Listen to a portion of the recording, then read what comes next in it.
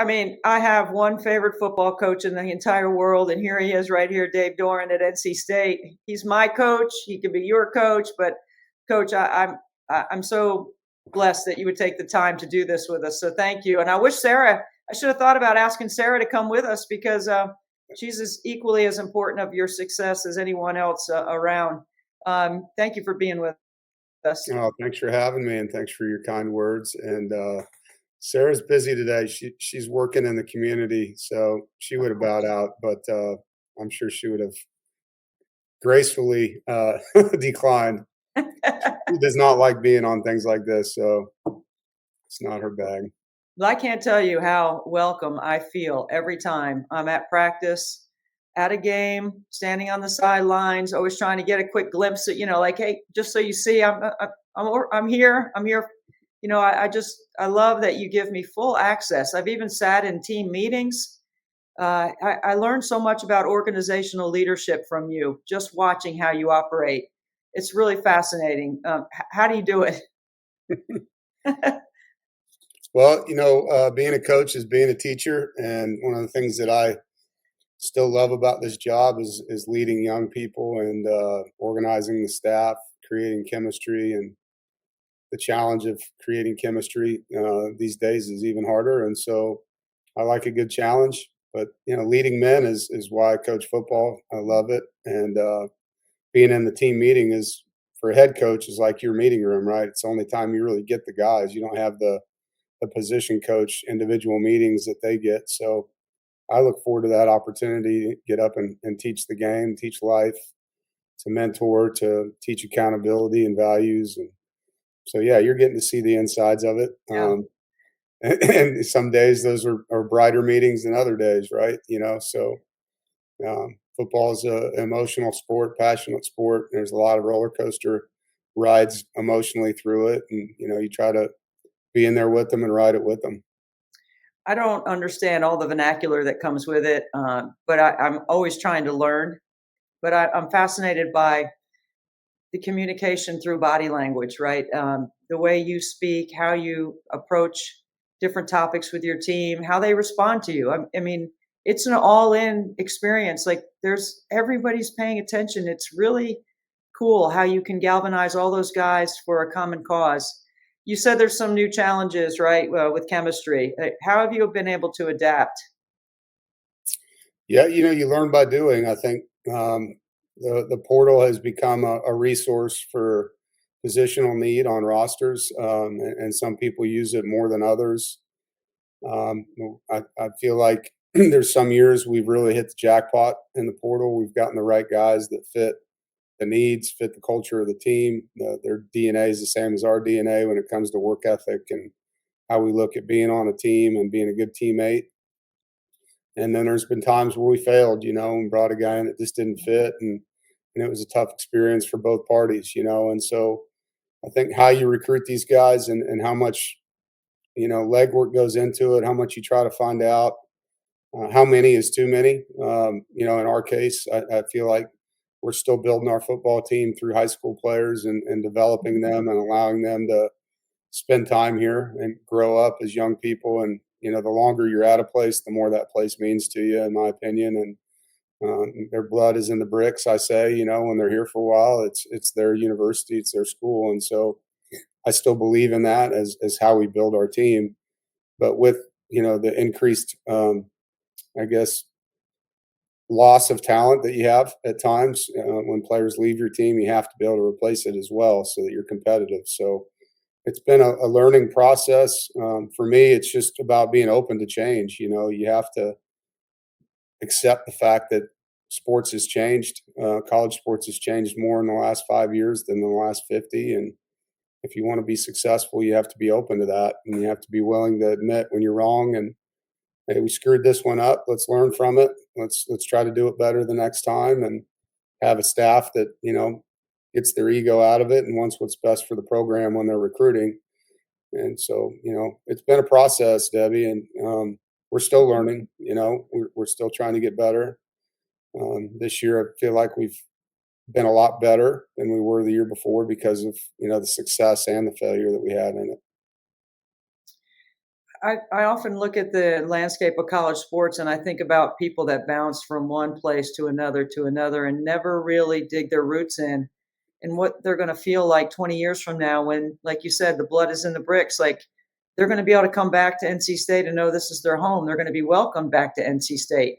Anybody that played that really dug in and competed. And I know from knowing you, if you work hard and you go to class and you're a good community citizen, then you're going to have success at NC State because you're going to prepare them for everything they need on and off the field. It seems like it's such a simple formula, but why is it so hard to sell today? I think greed. I think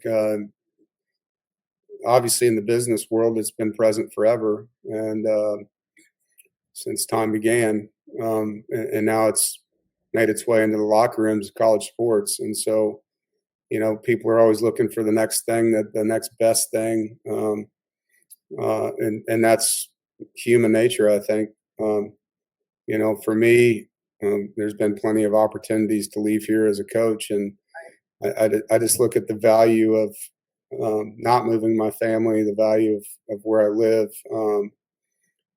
how well I fit in this town, how well I fit in at this university, and there's value in that. That I think some people think of value as dollar signs, and don't get me wrong, that does matter. But there's also value that you can't buy, in quality of life, and your personal happiness, and your wife's happiness, your son's happiness, your daughter's happiness. And so for us, we made those decisions, years ago when we had those opportunities. Just let's just stay put. Let's stay here and see what we can do, and try to make this our program. Try to make it a legacy program for us, and embed ourselves in the community, embed ourselves at the university and the educational side, with the program we started, Mhm. and to have a place that we can say we made a difference. That was our path, and we try to teach that to these guys now, and that word value gets thrown around a lot now in recruiting, through these agents. Hey, you're not valued enough, and they're talking about dollar signs when they say that. And it's easy when you're 53 to explain to them that money doesn't make you happy, and in some cases it makes you pretty unhappy. um, the happiest I've been as a coach, oddly enough, is some of the jobs where I had the least amount of money. At Montana, I was making $12,000 a year my first year, and we went to the national championship and had so much fun, coaching that year. And I'm still close with those players. And so, the value I think about is, the value you have to the creator, to your, you Mhm. know, to God, the value you have to your spouse, the value you have to your friends, your family, and obviously as coaches to our players and our community. And those are things that a bigger bank account doesn't get you. It doesn't. I've got a lot of friends, unfortunately, that had failed marriages, and that maybe they don't have the friend group or the faith group because they're moving every 2 years. And so I think when you stick it around somewhere, you just, man, that investment that you have from a personal side, um, creates a lot of happiness in your life. All you have to do is spend 10 minutes with you, Dave, to see all the things you just described about your faith and your family. It's all over you because it's who you are. It's transparent. And it's transparent in the meeting room or on the field. I see it when I watch you in different aspects of your job. You have a lot of responsibility. And I love that you start with your guys first, your family, but also your players. Those guys are lucky to be at NC State to play for you and to know that they have all the resource to be successful and that they have somebody who inherently will care about them long term, like your Montana guys. I mean, not all players can say that today, and I think that's a real miss for our future leaders is to be around people that are going to make you better. Now, the tough love comes with it. There's no question about it. As parents, we know that, but I want to talk about making a difference with you because I'm going to try not to get too emotional about this because this fundraiser has united us as friends forever because we share in our families some differences, but some similarities in the way with our three boys, your three boys, your son Jacob, our son Frankie, and how that has rallied our families around trying to make a difference for other families. So it's not about the amount of money, it's about the experience and opportunity that we are trying to help others have, like we've had. And Sarah is a big part, your wife, of One Pack Empowered, your $1.25 million donation to NC State to create that program. Let's talk about that a little bit before we jump into Elevate, because I want everyone to know what our roles together have been in creating this for NC State.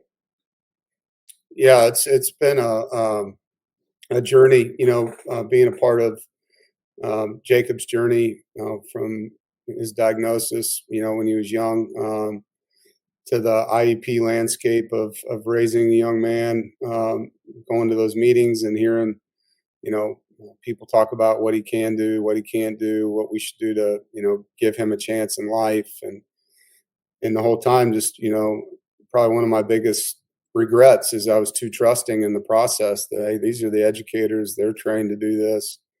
Not that they failed our son, but I think the system failed Mhm.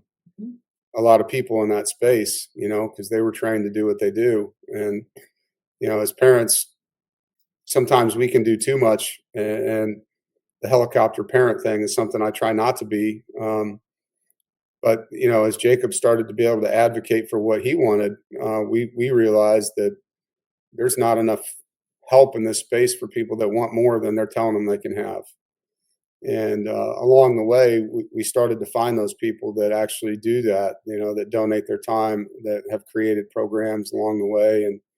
And when you find individuals like we found at Lewisburg College in the Learning Partners program, it changed his life. And I was just like, this is a godsend, to have someone. Cherry Askew was his learning specialist, and she was, I've said this a million times, she's like an angel that God sent into Jacob's life, and just blossomed as a student, and his confidence that he can be a college student, and excelled. And then there were other students from that program that branched out to other schools, and so we, quickly found out where he could go to college as a 4-year student. And Appalachian State is where he ended up, and they have a program there, the As You Are program, that again, just phenomenal people there that have helped Jacob and become now a grad student at Appalachian State. He's got 1 semester left after he finished his finals this week, and so that journey brought us into the fundraising part of it, because App State needs to privately raise money to keep their program afloat, and they asked us to be a donor in that program, which we did, and then I just, turned to Sarah and said, you know what? It stinks that we're not donating to our own university to have this program. And I wonder why we don't. And it generated a conversation with Chancellor Woodson and myself about Mhm. Jacob's journey, and what I thought NC State should stand for in this space, and that we'd be willing to come alongside them and help, in whatever way needed, financially, time, putting our face on it, whatever he thought was best to launch a program to help students in this space like Jacob, if they wanted to go to NC State. And so he deserves a lot of credit. Chancellor Woodson Mhm. did a phenomenal job of rallying a group that met with us about 6 months later with a plan, cost effective plan, time, and how long it would take to launch it.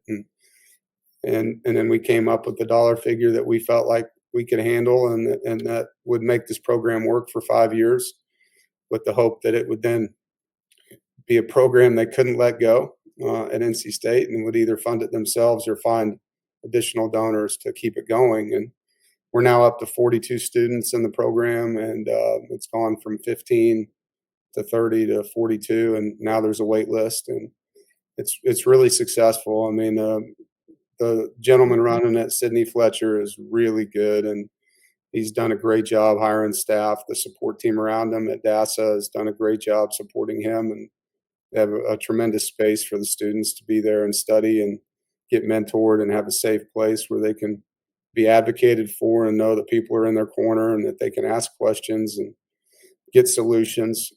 So it's been everything we hoped for and more. And obviously that's created this lane, for Elevate. which I know you were a big part of, Debbie, with Chancellor Woodson. Yes, I love sharing this part of the story, uh, and I tell people this publicly because they should know how deeply you and Sarah care about NC State. When you and Sarah announced your gift to the university, because you and I had been talking about Elevate. Now, One Pack Empowered and Elevate are in a similar family, but they're totally different programs. One Pack Empowered is for students that need some executive coaching that might be high functioning on the autism spectrum, maybe diagnosed or undiagnosed, but just need some help with social skills or building resumes. I hope I'm describing that correctly because Elevate is for students with intellectual disability that want a post-secondary educational college experience like what my son Frankie had at Clemson. Right. So all of our conversation everywhere I went on campus and all the lanes on campus that I had never been in before and probably wasn't supposed to be in, uh, I always brought your name forward because I said Dave Doeren is already doing half the things that NC State has in place that would make this program successful, and I'm dropping your name everywhere I can. After Hopefully that the was well received. It was very well received because they knew that I was in, that you and I were, it Mhm. connected on we're going to make this happen. Well, 15 it's minutes. it's the largest university in the state. It's also has the largest alumni network in the state. Yes. And what we found out in our research was there was already 500 plus students at NC State, either on the spectrum or that had learning needs, whether they were social or functioning. And I just knew from experience that those students were having a tough time, because Of course. advocating is the biggest thing, just the social piece, the social anxiety, the fear of failure, the unwillingness to speak in front of a group, and knowing how to do that. And then when you have a partner alongside of you that will sit with you and understands what you're going through, that can then help you learn how to do that and become an advocate, which now Jacob has no problem advocating for himself with professors, going to office hours. He knows when he needs help, he knows how to get help, he knows when to do it. And it's changed his life, because before he would have just hid and not put himself in a position to, hey, I don't understand what you're saying, you um, so yeah, this program is changing lives, and the coolest part about these things when you start them, it's you're helping people obviously, but the information we get back from families who have 8-year-old children who are on the spectrum, and now their sons, because they're state fans, or their daughters, know that they can go to their parents' school, and they grew up, with Mr. and Mrs. Exactly. Wolf posters on the wall, and they want to go to NC State, and now they know they can. It creates hope in their lives, and that's the thing that, when Jacob was making his decisions to be a college student, there wasn't any hope. There wasn't programs that were advertised that you could find, and it was really difficult to even get a yes. Like, yeah, have your son apply. Like, it was more of, hey, he's going to be like everybody else, and like, well, he's not like everybody else. Mhm. He's going to need a little assistance. And so, just creating hope in lives, and hearing the parents' testimonials of their students that are here and how successful they are, and know that we brought that lane of opportunity to them has been really fun for us. 15 minutes after the announcement that NC State put out on you and Sarah's gift to the university, my phone was blowing up that people were texting me, "Did you know Dave Doeren was going to give over $1 million to NC State?" And I was like, "What? No, I didn't know that." And then 15 minutes after that, I get a text from you, and it was, "Debbie, we're doesn't change what you and I have talked about for Elevate. This is something Sarah and I wanted to do for families like ours. We're still all in on helping create a program for my son, a program like my son for families like mine." Right. And I was like, "What a first class move!" Because of all the conversations that we had, and then for you to think about me at the time that you're celebrating this incredible, impactful gift to the university. It's the first class. It's like one of the first class things about Elevate that I like to share because people need to know how invested you are in helping families. And, you know, um, my pitch to Chancellor Woodson was pretty simple. NC State's a land grant university. The mission is to serve the population of the state. We're not doing it. We have think and go and do all over campus. We're not doing it. We need to do it. And you're right about him and his leadership, because I think this is a big part of his legacy. One Pack Empowered and Elevate, and forever across the state. We know the ripple effect, like you said, about an 8-year-old. It's going to change the way guidance counselors deliver information to families. It's going to require preparation at the high school and middle school levels that are different than they've had to prepare before. It's going to impact every single state or federal program that is in North Carolina to allow students and families like ours to have that hope and to believe that they can and have that experience. The final exams, as you mentioned, are happening around campus, and the 7 Elevate students that are commuter students just finished their final exams on Friday. And I happened to speak to Dreana, one of the, because they become fast friends, right? I mean, Dreana texts me, and it's a final exam. And, I just was so emotional thinking those kids just finished their first semester of college, and no one ever thought they'd ever be able to go to NC State.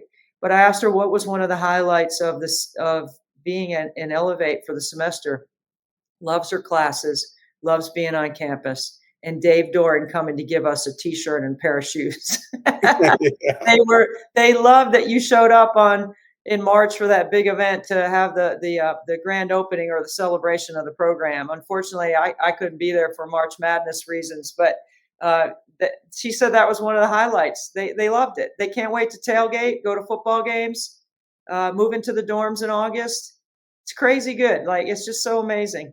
Yeah, it was a fun event. We were right in the middle of spring football, so I like sprinted from practice. I was just still in my coaching gear, but it was nice to be there. And obviously, because of Victory Day and what we do at Gigi's Playhouse, I've gotten to know some of the students that are in the Elevate because they're part of that. A couple of them came up to me asking when Victory Day was again because they want to do it, and so yeah, it's cool. I mean, they're they're part of our program here. If you come here on a Friday in season, we'll have several members of Gigi's Playhouse from the community there handing out candy or whatever to the guys leaving the field. And Sam Henning, we've hired in our building and dining services, and Anna. And so, it's a day-to-day thing for our student athletes in football, at least, to integrate and be a part of that community with them and make them feel a part of our community. And I think it's as good as it gets when you see those smiles. For me, it's awesome. And we think we're having a bad day, and you turn around and all the things they're dealing with, and they're the happiest group of people you've ever met. They're smiling and laughing, cracking jokes, and I just love it. I mean, I love seeing them, having them around, and their enthusiasm for life is infectious. And so it's great partnering with whoever we can. But for me to show up to something for 5 minutes, knowing that it has an impact like that, is good to hear. Because sometimes when you're in your own skin, you don't think like that. You you got so many things to do, and the impact. Obviously, when you're in your own skin, and same thing for you. You walk into a room, everybody's excited to see you, and you don't realize that until you get there sometimes. So it's good to hear that I was able to bring some joy over there that day. They were having fun, man. They were eating ice cream, and there was a lot of laughter. People were showing me how cool their shoes were and all that. It's great. Yeah, they're great. They're fun to hang out with. I swear, people just don't know. It's really pretty simple. It's not that hard. Giving your football team an opportunity to experience what just that giving heart, like just a few minutes, just to walk past them and to know that giving is a skill. You have no idea how it's going to impact your guys moving forward. And we always think as parents it's always about our kids. It's really not always about our kids. It's about everyone else Yeah. and their experience and how they consume and how they see the world. When you see the world through our eyes as parents with kids with special abilities versus all kids have special abilities to me. Um, I mean, you are focused. I will say that because I did come to practice and you were in the middle of the field and I had something to give you. It was an award that you and Sarah had received from the National Down Syndrome Congress. And this is how you are, Dave. This is how we are. I mean, like, I don't know if I could ever do this anywhere else. I literally ran out on the field while you were in the middle of practice, showed you the award, and talked to you for a minute, and then sprinted back off. But I don't know if there's anywhere else in the world I'd be able to do that and get away with it. It was really, I was like, yeah, just run out there and see Dave in the middle of practice, show him this award, and uh, I'm so grateful for your time today. I'm Yeah. grateful for how you represent. I'm grateful for what you've done in the special needs community. I'm so overwhelmed for NC State. Well, It's such thank an you. important thing for our university. Well, I appreciate it. And I'm just glad, that both of us are able to help this community in our ways and create hope and show service. I think it's such a great thing for all people to understand the value and giving things back to the community that you call home and helping those in the community have a better chance for success and to know that there's people there helping them. I think there's so much obstacle and there's so many no's. There's so many people labeling and telling people what they can't do, and to have people out there like us and others that are helping in these causes saying that's not true. You can do anything you want, and here's how we're going to get you there. And these are the things you have to do. It takes hard work, it takes belief, it takes faith, and it takes good people. And so I love what we're doing in this space, and look forward to seeing both these programs thrive. And for those people listening, and get involved. Help us in any way you can, whether it's with time or with donation, and obviously with prayer. I love having this conversation with you. And next time we're together, we're going to discuss third and long, whether to go for it or not, and when we're going to blitz. Third and short, maybe. Yeah. Third and short, better conversation. Yes. Thank you, Coach Doeren. All right. I really love that you would give us this time, especially on your busy schedule. Mhm. Blessings to you and your family, and we'll look forward to seeing you. Year 7, we're over 1 million. We're going for the second Certainly. million. Just going to keep shooting. Thanks for all you do, Debbie. It's great seeing you, and go Pack.